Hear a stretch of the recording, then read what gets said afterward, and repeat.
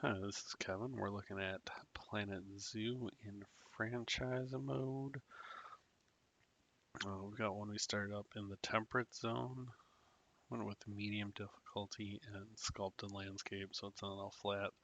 So we've got some terrain we'll have to play around with in quite a few areas, but it's fine. Makes it a little more exciting for the viewing areas, and you'll want to kind of add some movement for stuff anyways. Plus, we're going to put some of the mountain terrain kind of creatures over in this area anyway. So we're going to start off pretty simply, especially since you pretty much have to. You start off franchise mode with 40,000. I use the more decorated buildings and already went through a big chunk of my money, but once you get them open, you'll start getting the money back pretty quickly. This one, we're going to start with kind of the themed area first, although there are going to become some kind of cheats since some of the animals are limited for the specific species. I'm going to put a swan pond here. And technically, the only swans they have is the mute swans that are European and not North American like this entrance is going to be, but it's close enough. And then off to this side over here, we're going to build a bunch of the animals that would be like in the local area. And for me, I set it in northern Michigan since that's where I'm from. So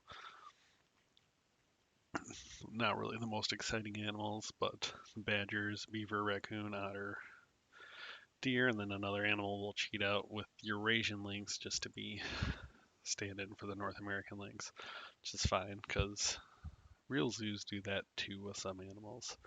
So we'll fit right in. Uh, this will be fun to start off with the swans just to show to work with water. And then once we build the beaver one, we'll be also doing some terrain and water there, but showing hopefully some underwater viewing, which is always looks cool with the big glass panels and walls, and I always like to see it in zoos too. Uh, so generally, especially with it just coming to consoles, it could be a lot of new people coming into Planet Zoo. So this will kind of give you an idea of how to make your franchise mode go. I've already got all the staff buildings in because pathing for them can be tricky for some reason. Uh, I just recommend just building the one path like this out here and then building the buildings so they'll automatically connect. That way the path will definitely show up. Sometimes though, like I built it right, and when I first built it, it wouldn't let me send the animals to the quarantine. And then I restarted the game, didn't mess with the paths at all, and it was fine. So who knows? So when you're in franchise mode, there's a lot of stuff you gotta do to take care of the animals and like researching stuff for them as well. I've got a bunch of zoos built in franchises, but I haven't really done a lot of the temperate animals, so we'll still see a lot of that. So we're also gonna have to get the staff. You can start off pretty simply with a lot of it. One caretaker, one keeper. The mechanic can be one as well. You can skip security until you start to get pretty big also. So you don't worry about that. The vet you're gonna have to get two of. And then you don't have to worry about vendors, because they'll get hired automatically when you build their shops. But you need two vets because you need one who can take care of the animals, and the other one you're going to want to have researching stuff for the animals you build in here. Okay. So, first things first, let's try and get some animals. Oops, let's get reset all filters.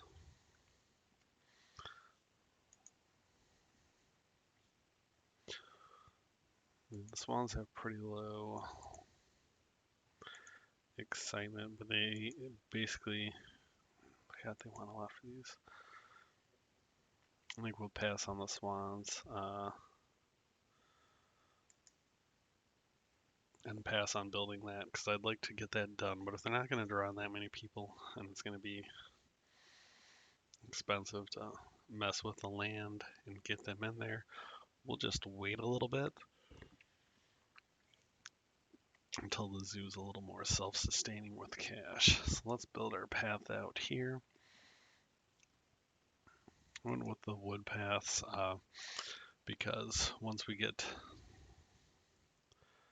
the elevated areas, we're kind of going to be building elevated walkways. So I wanted it all to have a little more consistent look with the wood area. The one, well, two things that are tough with these frontier games is building paths and messing with the terrain. So practice can get you a good way into that. So another one of the reasons you want to build the staff buildings like this is we build this path out that they can just enter the animal pens from behind, so we don't have to worry about like putting something where the guests are in the way or they can see it. Let's go back to animal training. I wouldn't normally, but since I'm making videos of this, I've got like more of a plan for the zoo. So when stuff's not showing up that I want to put in there, we can just go get something else. And this is obviously going to be a way better animal, but it's going to cost a lot of conservation points. And especially if you're just starting off the zoo, you're not going to have a bunch. So that dude's good there. Fertility is good. Whatever, we'll take that. Longevity is not great, but fertility is good, so we should be able to make them work pretty well. So animal storage, we just got these two. Send them to the zoo and then put them in quarantine. And one of the things you're going to look for is this number. It's like the appeal it has to guests. This, so you can store your animals and you can get them from other zoos. So they kind of got some there. I'm not gonna use that too much because it kind of works like cheating to get too many of those. We'll see. We might do that because I also have from events you can get a bunch of animals that we'll put in there. But generally they're tied to like accomplishing something in franchise mode, so it's good to have your stuff all kind of diversified. So we're gonna put the badgers in there. So once you pick your animal, and this is another one of those cheating them out because they just have European badgers, not badgers in general. But there's badgers in both, so it's close enough. So we'll set to 2. So we're just gonna need about 400 square meters. We're definitely building a little stream in this thing because I want to make it look like the beaver and raccoon one that's going to be next to it is connected to it. But this is a good one to start with because it's got a little bit higher interest. There's a lot of herbivores that have high stuff, but they tend to be the bigger animals. So always the predators always have a lot more excitement for people. So the important thing to check once you decide which animal you want, well, the most important thing is we're in a temperate climate. You're going to want to pick only stuff that's temperate. That way you don't have to use a lot of powering heaters or coolers. Again, that's something that's fine once you've got the zoo running at a sustainable level, but until that point, you don't really want to mess with it. So on the plus side, not a huge size need. They don't need any water or any climbing stuff.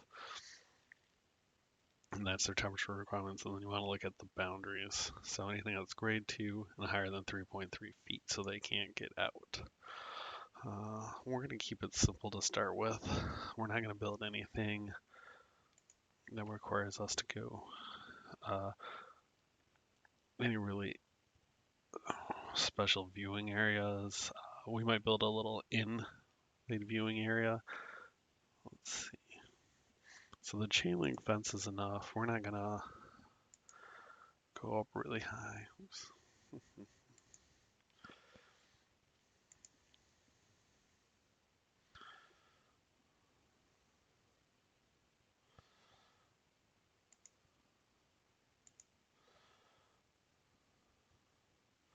And it doesn't like that. Thinks we're too close. So actually, let's start this over. So we don't care about that. So we want to build it close to this side. Turn it to the side so all of our control things aren't in the way, which is annoying.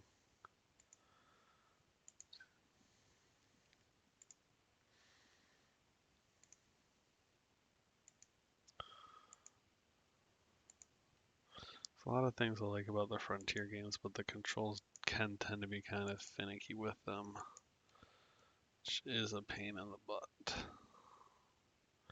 Even once you've been playing for a while and have like a good handle on them.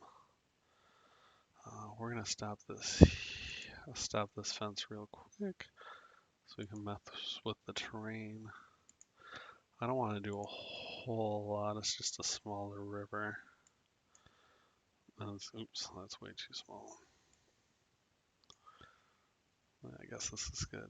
So it's just going to be like a small river into a little pond. So you want to start with that, and then you just go flatten the foundation, so then everything will be the same level. Out to there. Excellent. Get rid of that. Then you want to go back to the barriers. That way it is going over the water. It's still like barricaded so they can't get out that way.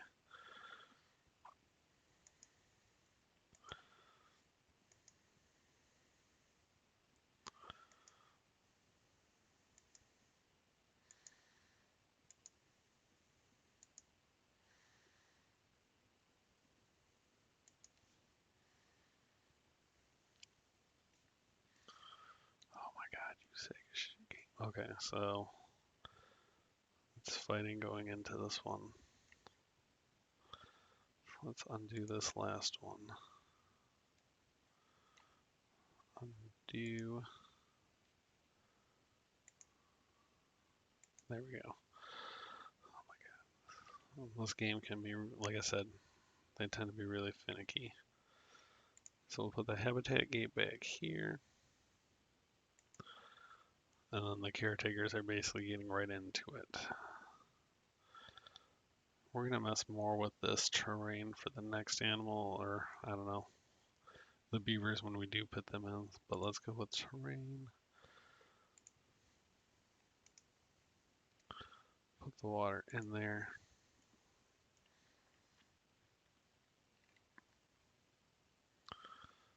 Might have to mess with the settings on my controls because it's moving slow as hell. This one we've got to edit a little bit. So, what the fuck?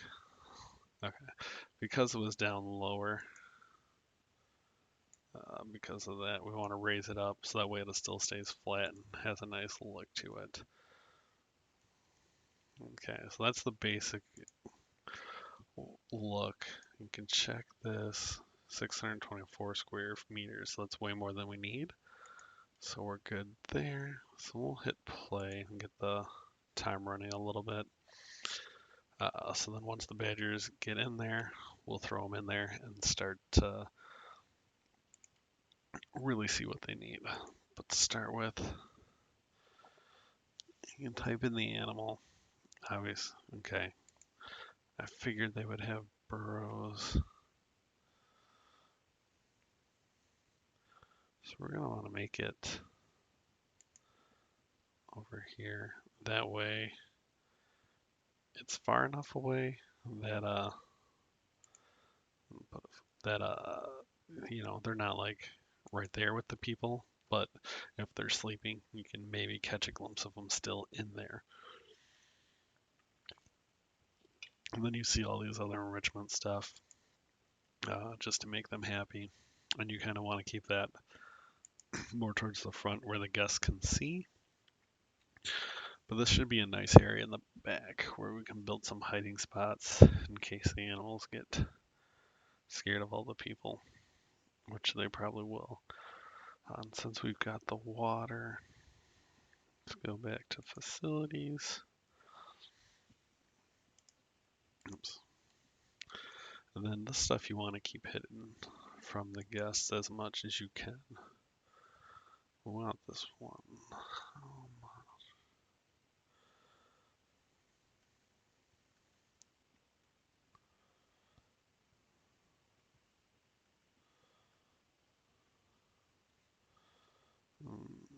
Don't have enough room there, so let's put that at the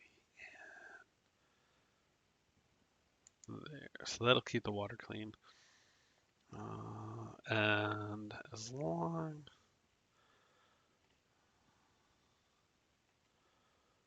so the mutes one it might cover, because as long as it covers any part of the water, it'll keep it clean. So maybe it'll hit this. Couldn't put it any closer here as the buildings, but you know this here, it's a nice area. So then nature's going to be the big thing to mess with them first. Filter. We're going to get some temperate stuff. We're going to go Europe, so hopefully it'll still look pretty normal. I don't know how much this is going to change in looks from. So get rid of that. And they're not climbing animals, so we don't have to worry too much about, or really at all, about what we're putting in here and how they get away. So the kind of nice thing with these trees too is we can kind of hide a bunch of the stuff that's back there.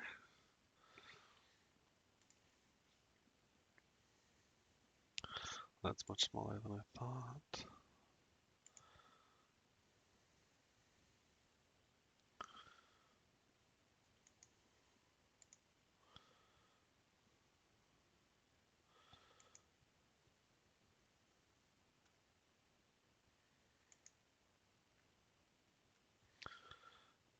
Something you kind of just rotate these around a bunch, stack them up so that it's not as obvious that you're using the same thing.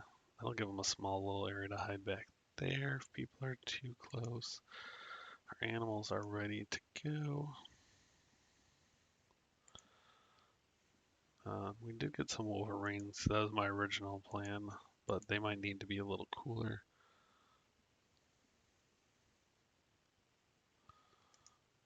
Yes, I would like to move my animal. No, there we go. I don't know what's popping up that wrong one. Badger, badger.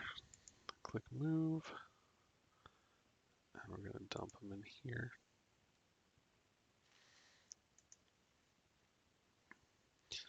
That'll get us our first habitat. One other thing you can do, this is going to be useful in the beginning, just because it gets you money. So this one's going to be the easiest one, the exhibit species. And especially since you're going to do that anyway. There's a lot of long grass in here, which they might not like, but we're about to find out now. Oops. Go away box. Okay, so we got our little badgers here. Okay, the one thing you want to check, make sure these aren't in red. You're happy with stuff there. Yeah, they want less long grass. Let's get them. So basically we're just going to get some soil and short grass. Let's go to terrain. Terrain paint.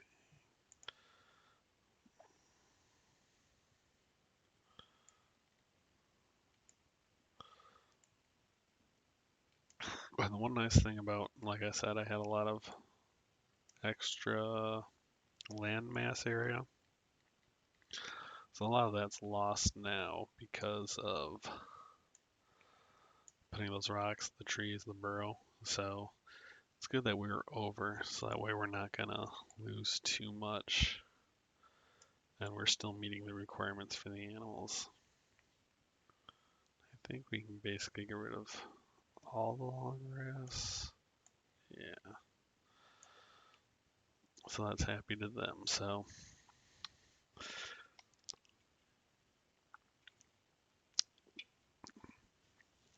they got that there. They've got enough tree coverage and plants. So I might just leave this like it is for now and then get back to it later. So that's one thing you can do that'll help yourself a lot is, yes, this exhibit's pretty plain, uh, but it's got everything it needs to do the job, which works when you're starting off. So like I said, the important thing, you needed 2 vets because you need one to do research. So we'll go there. And then you've got every animal. Once you own them, they pop up. You need to research them. It'll help uh, with mating programs. It unlocks more enrichment items and stuff. So we're going to take Evangeline, start researching the badger. As you can see, there's a bunch of animals with a lot of research because of my other zoos, and they are mostly tropical animals. And probably, I'd recommend taking a look at all the animals that are available. There's a lot of resources for that online, so it's easy and you can sort it out by whatever temperature you might make. Also, you can just go to sandbox mode and do whatever you want if you just want to go right to the cool animals. And then you don't have to worry about money and stuff anyway. So, so even though the badger doesn't need water, you just hop in there and swim around. So that makes it a little more cool, a little cooler. As you can see, the people are flocking in already. So the next thing you have to do once you start getting people in is get more of their money. You gotta scroll down through facilities for the donation boxes. And you want to put these obviously where the guests have like the best view of the animals, and also where you're going to put the education boards, which we're going to grab next. I always just grab the pre-built one. And I'm going to leave.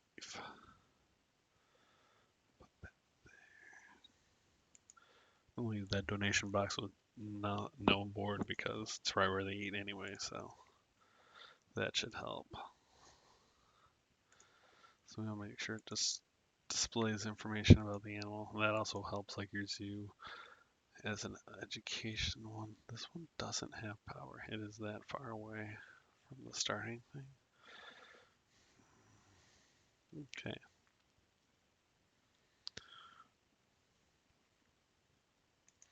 So we built stuff too far away from the center point. Oh yeah, I did build that far away because of the trees. I didn't notice that.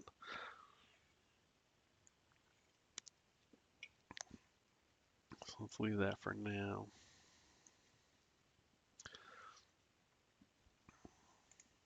The other way to get people's money obviously is facilities and like all the shops. Most importantly, we need to build a bathroom.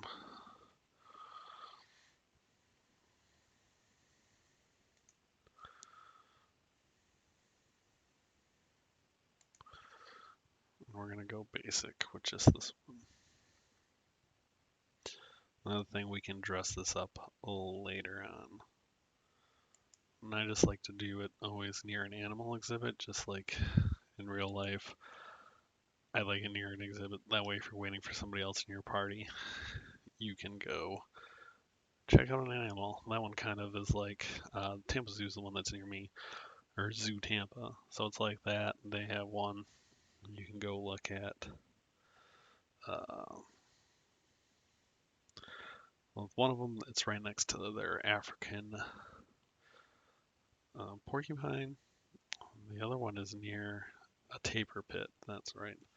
And so you just kind of want to make sure. I mean, obviously, even though it's not real people, it's just the Sims. You kind of want to follow like the same kind of what you'd like to see in a zoo. So you want to depends on what you want, obviously.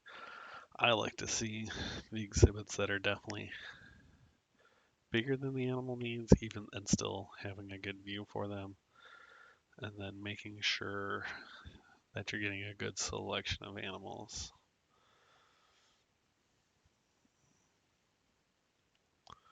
So let's go mess around over here again. We gotta build our staff pathing.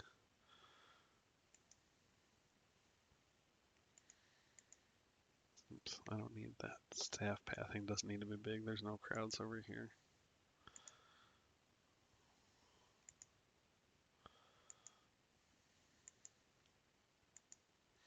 So that'll give them access to whatever we do over here. And we might start curving this to get back and take more advantage of what we got. And you're not going to have all of this stuff either, because you also have to research the mechanic stuff.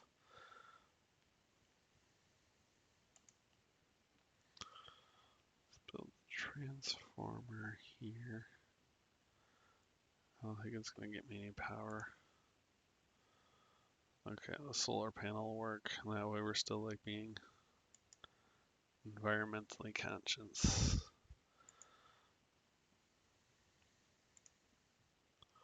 It doesn't have the biggest range, but it gets that badger set, and then whatever we build over here should get covered as well.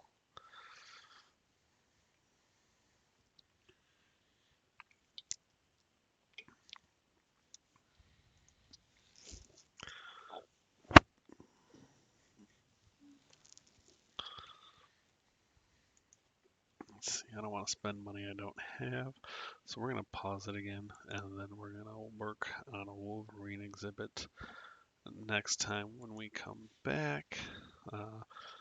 So this is a simple, just kind of like starting out idea. I always like to build a path. The big center path, you kind of split stuff up. So like this one, like I talked about, the wilds of Michigan, kind of, with the cheater animals.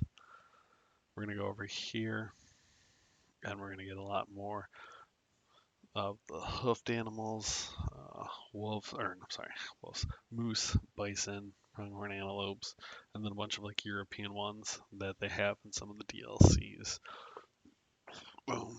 And then after this, I don't have all of this wiped planned out, but after this, it's going to close the loop into one again. We'll probably build some penguins and maybe go into like an African area or probably Australia, because they also have a lot of temperate animals there. But anything once we start getting out of our same climate range, we're going to have to start building a lot of buildings and especially temperate. It's going to snow in here. So like the animals from here don't care, or they have their shelter. But if we build an African exhibit, they're going to need to be able to